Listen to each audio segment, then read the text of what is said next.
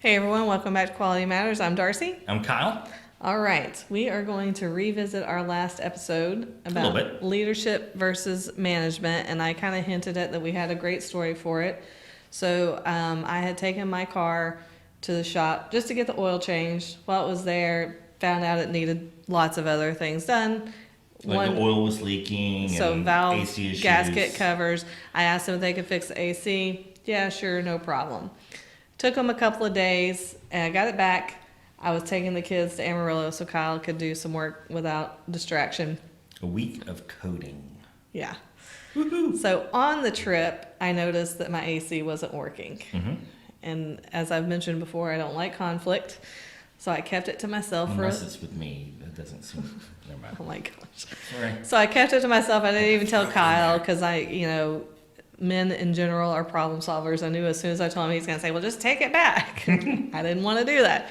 That's what I said. So, it finally got hot enough. I had to admit to Kyle, and we didn't take it back just yet.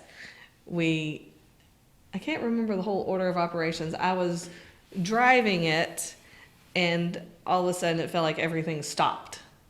So I took it to a another place that was close by just because the power steering was out. It's less than a mile from where we were. This other one's a transmission shop. The first one's a lube shop. So we can just refer there to we them go, as that. because we're trying to avoid using names.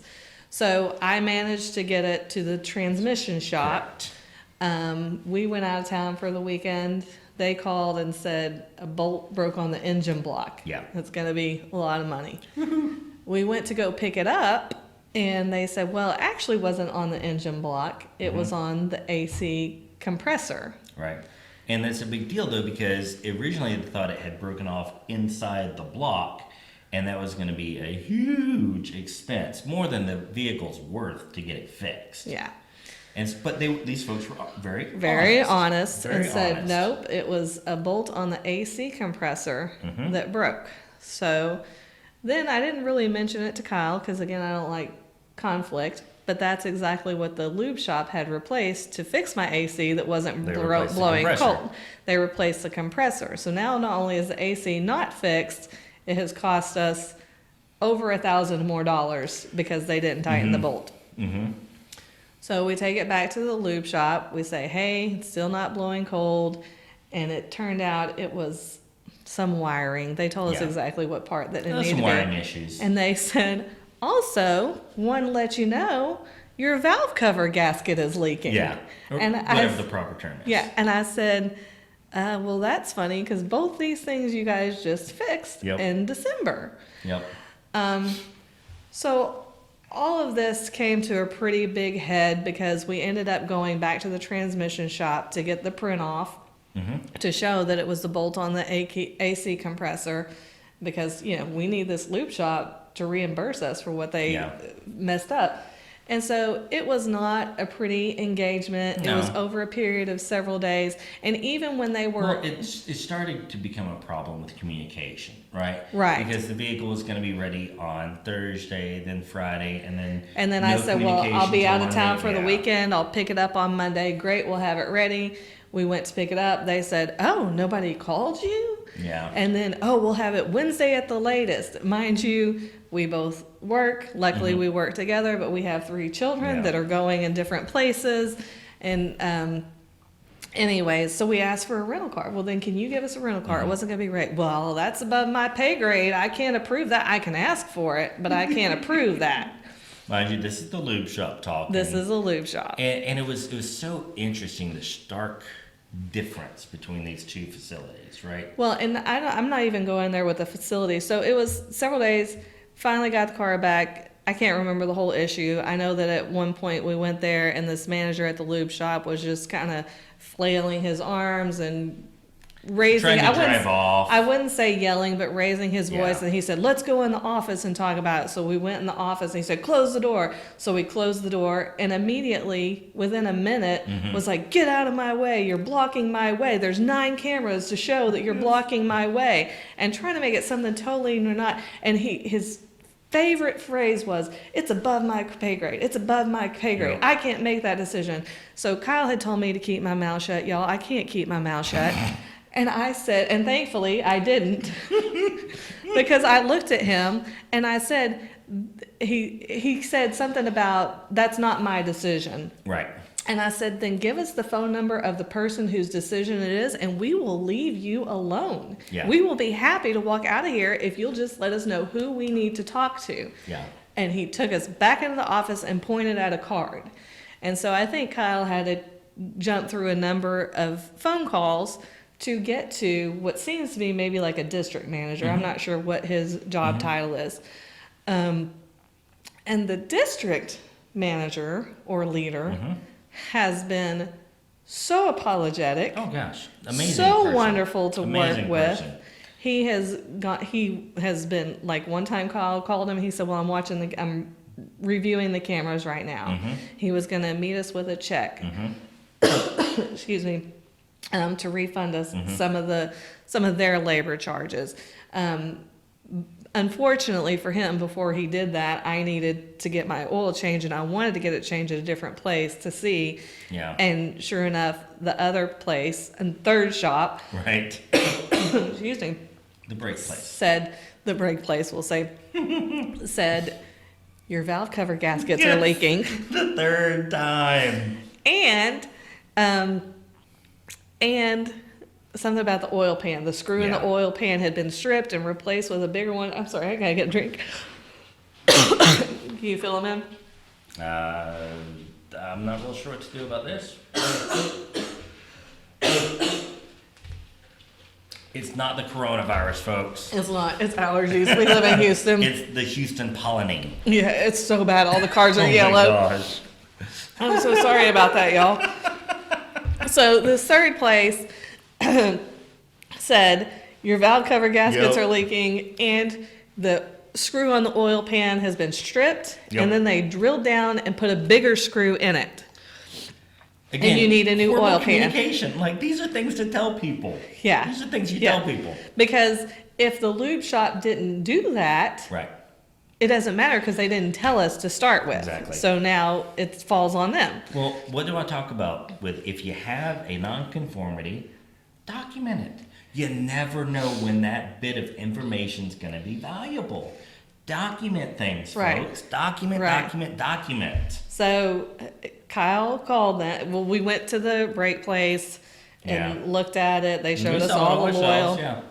So It was Kyle bad. called the district manager back, that's when he was reviewing the cameras right then. Yeah. And he made it clear, he was reviewing the cameras to see what work they had done. And Kyle said, "No, I want you to understand, I believe y'all did the work you say you Yeah. did. It just wasn't done well." Let me point this out though. That manager, district manager, never would have needed to review the cameras to see what work had or hadn't been done had the lube shop manager insisted on his people documenting the work they did do. Right. There's no paperwork. And that's part of what we're trying to get at here is like these basic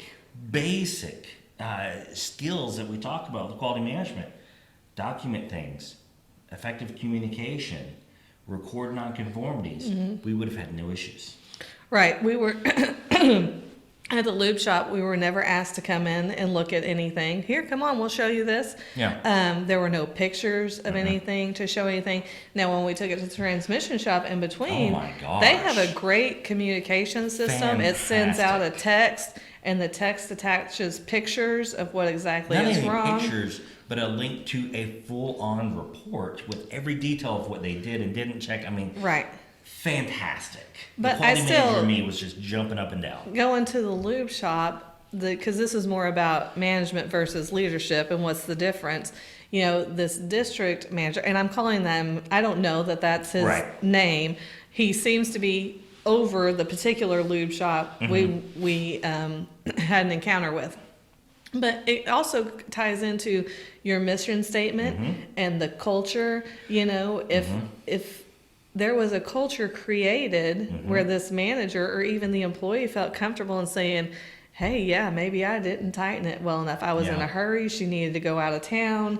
Yep. You know, just create a culture. Mm-hmm. And it's funny because I knew we were coming up, we were going to do this episode, and I started looking for a mission statement for this big company, and I can't find one. It's probably not there. I can't find one. And then there's a contact them page, and I try to contact them, but when I submitted it, there was an error. Just makes it all the more better. Right. So, again, we're still in the middle of the saga. By the time this airs, we'll probably have it solved. Maybe. But the district manager has been very nice. He has apologized profusely. He has listened because when we had the incident where they come in my office and then close the door and get out of my way, he ushered us out and invited us to leave, which we did because we're not going to, have the police called on us.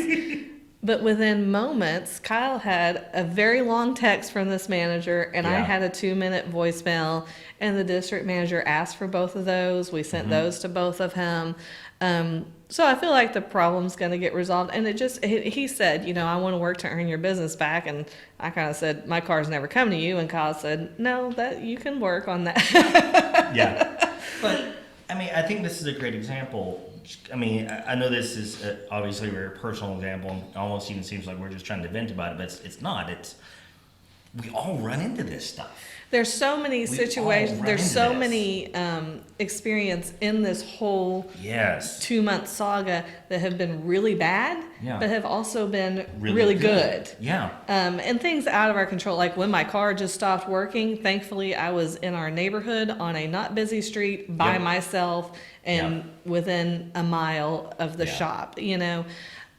But like we said, the transmission shop has a good system. We trust them when they say, especially after the whole, the bolt broke on the engine block. And then they cut their price in half. No, it was $500 or $600 more. But, they could have just said, yep, that's what we fixed.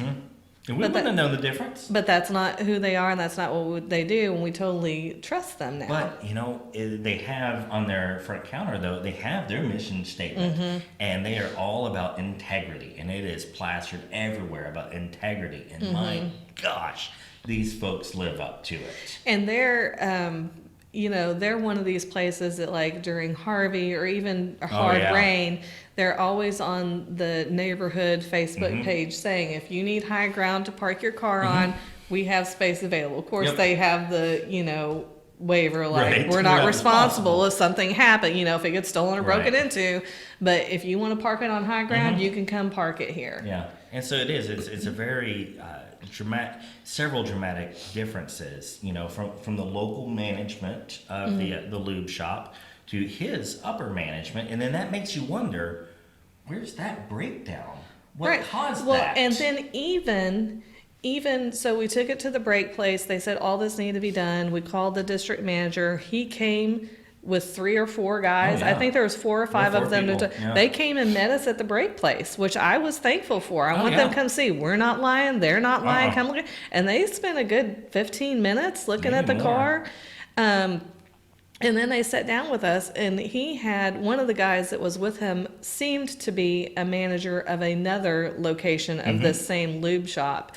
And that manager was very much like, I'm embarrassed that you guys were treated that way. And they wanted to take the car back and fix what wasn't fixed at the other place, which I wasn't comfortable with, but my husband said they're going to, and I said, that's fine. So it's just been a totally different experience from one shop to the next, which gets me back to this manager that we had the bad experience with. Maybe he was a great mechanic, and maybe he was even a great lead mechanic. Yeah. Well, and you mentioned several times his credentials. And so you're probably right, is he may have been just the best darn mechanic where he came from. He just wasn't ready for this responsibility. No. And not even the responsibility, but it's a total different skill set. It is. And then you're losing money and admitting somebody did wrong. Right. If you give in to the customer. And so instead of even trying to acquiesce or accommodate us, this was where he really messed up, began insulting our character and Yeah. calling us frauds and scammers and was all so these different ridiculous. kind of things. So he truly, like, I think I mentioned on the previous episode, I knew emotionally I couldn't handle being a principal, Right. because it would just tear me into Especially if pieces. someone was insulting, not even insulting, but frustrated with one of your teachers, Right. whom you were very passionate to protect. And I kind of feel like that was this guy's deal. Is we were saying the job wasn't repaired Correctly. properly, and he's like, "Well, this guy that did the work for you, he's a good guy. He's trying to defend." And we don't his doubt he people. is a good We guy. don't. And so, but these are the little things you got to be careful about how you address, especially as you move up the ranks. And it's so tough, and it can be very heartbreaking. Like, you want to protect your people on one hand, but then on the other hand, you've got to work with your customer, and you've got these other requirements. You can get pulled in so many Yeah. directions. So, again, it goes to what our character really is. We consider this guy who was so rude to us, Gosh. and just think maybe he just wasn't ready for that. Yeah. Probably he's a great mechanic. Probably so. Probably really cares about his employees. Yeah. But is just not No. right. And so then it makes me think, 2 episodes ago or 3 episodes, about the mission statement. Yeah. Where's the mission statement? We have discovered in this process that each one of these lube shops is independently owned and operated. It's really hard to get a hold of somebody. I don't know who the district manager is that we're talking to. Maybe he owns both. He has to own both shops for him to be able to. I don't know.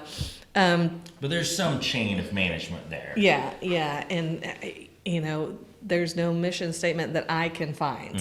And I spent a lot of time looking. Yeah. And there was kind of a mission statement for their owner-operator group. Right. Like, hey, we have this owner-operator website, and Right. the mission of this website for our Right. owner-operators is blah, blah, blah, blah, blah. Right. So it looks like they haven't taken the time to make a mission statement for their whole chain, probably because each one is individually Yep. owned and operated, and they're expecting that. But that goes to choosing your managers and choosing your owner operators. It feels like through our experience that they just say, "Oh, you want to do it? Okay, great. Give us some cash, and Right. here's how we're going to help you." Yeah. And there's not a lot of Which that in itself, really, I think most people assume that's the way most business operates is, well, I provide a service, you pay me for it, I'll give it.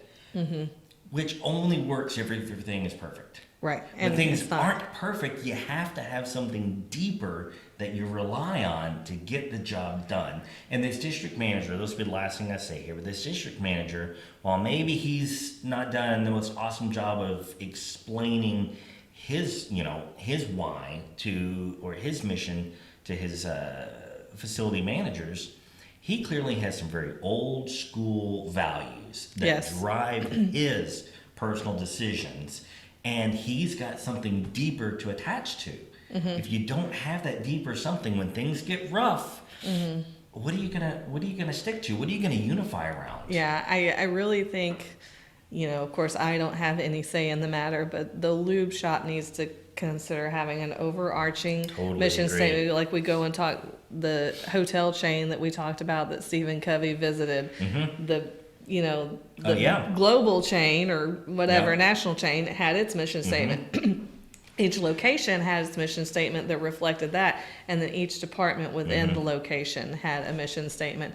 And I think that this lube shop definitely, and it could be that it's just this one location Could be. that's not functioning. And I know that this one location in particular has changed management several times. That's why I keep well, maybe it's better now, and I'll try it again. So it could just be that one location. I knows? really haven't visited any other locations for this particular company. So it was just an interesting, we look at everything through the eyes of this quality world and mission Yep. statements and leaderships and management. So as we were going through all this, we both said, wow, we really got to talk about this. Well, folks can learn a lot from it. You can learn so much from these things. But Well, and it goes back to on our previous episode when we were challenging you to make a mission statement for your department.